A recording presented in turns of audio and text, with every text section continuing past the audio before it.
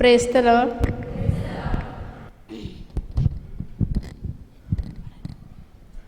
എനിക്ക് സംശയമാണുള്ളത്. രണ്ടെണ്ണമാണ്. ഒന്ന്, ജീവന്റെ വൃക്ഷം എന്നതുകൊണ്ട് ഉദ്ദേശിക്കുന്നത് എന്ത്? ഒന്നാമത്.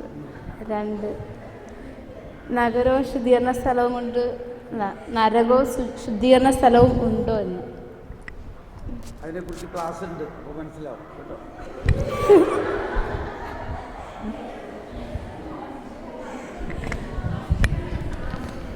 ജീവൻ്റെ വൃക്ഷം എന്ന് അത് മനസ്സിലാക്കാൻ വളരെ ബുദ്ധിമുട്ടാണ്.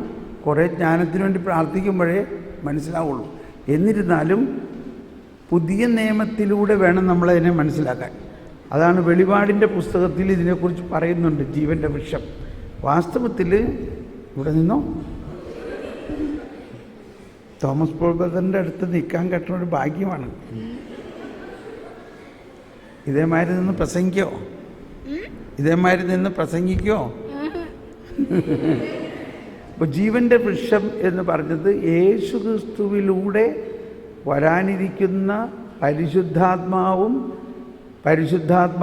കൂദാശകളും എല്ലാം അടങ്ങുന്ന ആ ദൈവത്തിൻ്റെ ആത്മദാനമാണ്. ദൈവത്തിൻ്റെ ആത്മദാനം. The saving divine saving salvific saving sacrifice. Okay, നരകവും ശുദ്ധീകരണ സ്ഥലമൊക്കെ ഞാൻ പിന്നെ പറയാം.